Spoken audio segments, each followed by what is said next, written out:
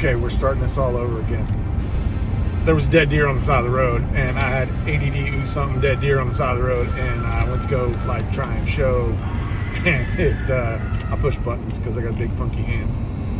Anyways, so listen, F&G come along. I'm new to hunting. I was very blessed into getting introduced into hunting via my son coming home from school one day and asking me, Dad, can we go hunting? And, you know, I told him, said, no, son, look, I said, that's not us. We build things, we fix things. You know, we spend all of our time doing those things. We don't have time to hunt or do anything in one. Dad doesn't know anything about it. And I'm scared of the woods. Or not the woods, the dark. You know, none of that said, hey, let's go hunting. But then he kind of hit me in my manhood. He goes, Dad, well, all the girls at my school hunt with their dads, and they're always talking about all these awesome things that they get to do, and then all the other boys do. So pretty much everybody, to include the girls, hunt. And I looked at him, and I just said, son, we are killers. We're going to get out there, we're going to get it. We're going to do this. And it was kind of a joke at first, but then my littlest son, he heard it, and then he was on this whole deer craze, and he still is. Loves the concept of going deer hunting and what we do with it and what it brings to the table, literally. He's all about it. So after me and my son had that conversation, a good friend of mine reached out. There's this organization that I'm a part of that we help veterans get connected with the outdoors, and it really does a lot of good for people that are suffering social anxieties and then little setbacks, and you know, connecting with other veterans, especially being away from the military. You know, you never realize how much of that you need. But so lo and behold, I send it to him. I get invited out to this bass tournament out of Toledo Bend, Louisiana, and the organization is Wounded War Heroes. It is an amazing organization, very small, but they once you become one of their veterans, they protect you. You are theirs, like a child. Like you belong to them, and they're going to go out of their way to help you out and make sure you're good. And it's one of those things, what you put in is what you get out. So if you're just a good generally good person, very thankful for people and love to be around people, you're gonna like really get a lot out of stuff like that. So anyways, I go to this bass tournament, meet a bunch of new people, see a bunch of people that I served with, deployed with, and it was just amazing. And then at the end, they raffle off all kind of door prizes for all the veterans, and I actually won a door prize that changed my life, like just changed my life. I won a hunt at a place called Gumbo Flats in Mississippi, and the owner of that place, owner and operator of that place, she is amazing, and she really does amazing things for veterans. And when you go, you become. So went out there, and me, I'm a camp guy. Like I love going to camp. I love helping, I love doing all that stuff, but getting out in the woods and hunting, it just wasn't me. I had to borrow a gun. I borrowed a 243 from a buddy of mine, Joey. Older mentor kind of guy. Reminds me a lot of my dad. And so when I told him, he was all pumped up, and he had been hunting his whole life. So he was like, yeah, look, take my 243. You hit a dime at 100 yards, I promise. All right, cool deal. So we took it. I get over there. I was having a couple of issues. One, being in a place I'm not familiar with. Two, doing something that I'm not familiar with in the dark, which I'm not very good at being in. Buddy Montero, he's the one who kind of like broke me into this and got me there. We get out, we go on our first couple of hunts together, buddied up, and it was that I super enjoyed that, you know, sitting down and just being in the presence of just good people, and you know, and then so we get there, we see bunch of animals out of range or too small. So there's a bunch of requirements you have to meet. Second day, I went to a stand, and the Lord pushed out 2 doe, and what was pushing those 2 doe was this beautiful buck. You come out 8 points, and it had to be, the rules were is that you can take a doe, or if you do take a buck for your first deer, since it was my first deer ever, the rack has to be outside. Another dead deer, good Lord. The rack has to be outside the ears laying flat. So that's all things, I love those little technical deals. That's the stuff I can't remember the name, but I can remember stupid stuff like that. So anyways, so this deer pushes out, and I'm looking, and 2 more bucks that had, like, for me, I was like, that is awesome. And then, but I had to wait. I had to wait for him to lay his ears down and then look at me, and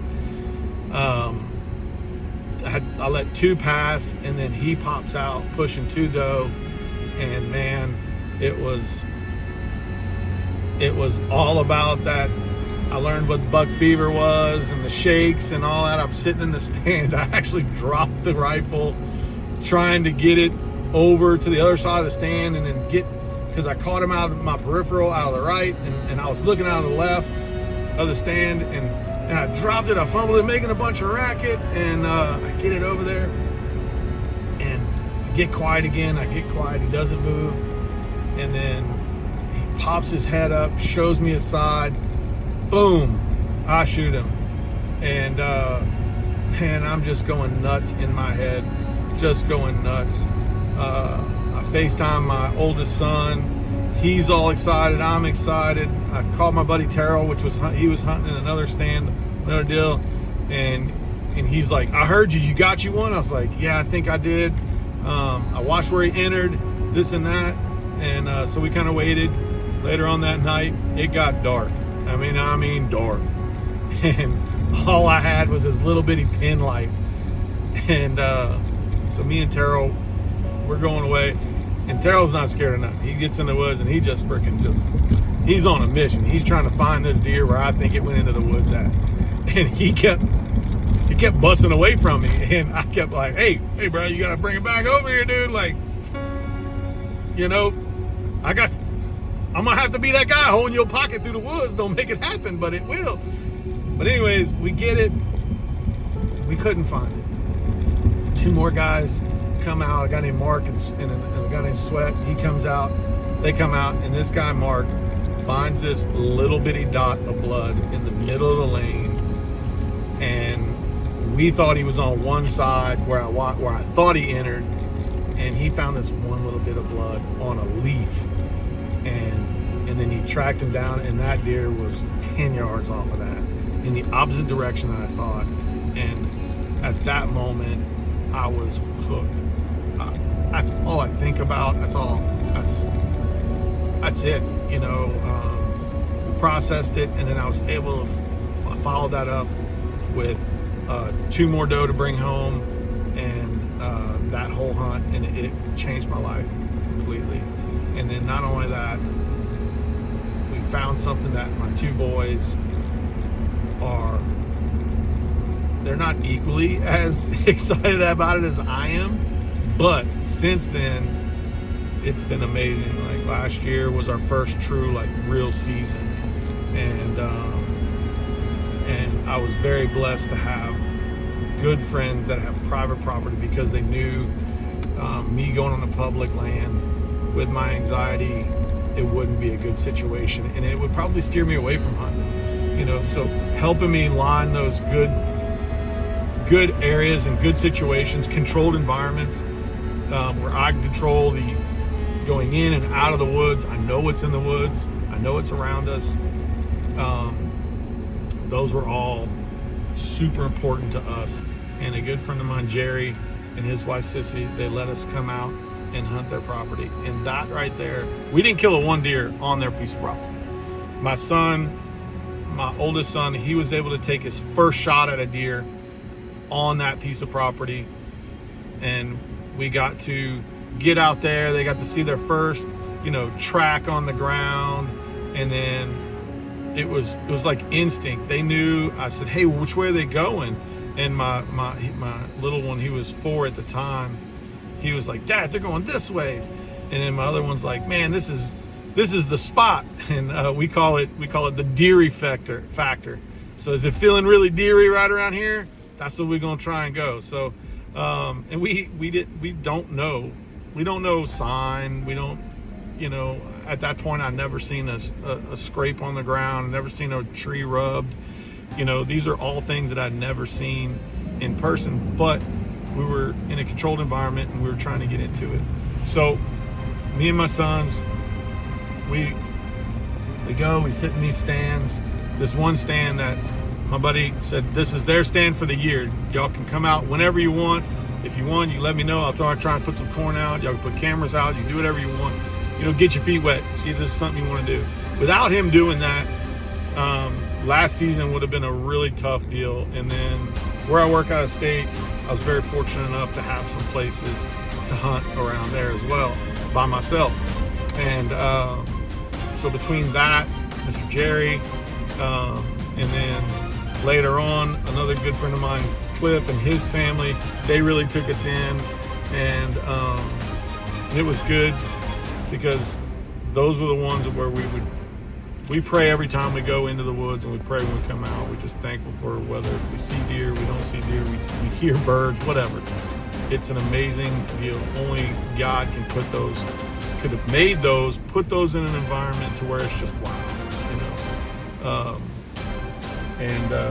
so that's kind of where our hunting deal came from. What I want to do is I want to take this channel and I want to go in and dive into these DIY rabbit holes that I got roped into, trying to save money and then not spend a bunch of money, because if I didn't like it, I could either give it away to somebody that might need it, or somebody getting into it that might be able to use it better than I did. But other than that, so this is what this channel is going to be about. I'm going to get in the woods, I'm going to test some gear that I feel that that helps me out. None of it's sponsored, and then try and figure some stuff out. And along the way, hopefully, if you see these videos and you have some techniques or some tricks or whatever, and share them to me. Like I shot my first deer last year on a old corn mix that my buddy and his girlfriend told me about, and it worked. I mean, it brought them right out. I had 4 doe come right out, shot my first deer, got my freezer meat of the season last year right off of that mix, and everybody to this day thinks I'm freaking retarded for trying it, but it worked. So those are the kind of things that we're going to go over and all that. So, but anyways, please like and subscribe, and just help me build this FNG hunt for the FNG. All right, you guys have a good one.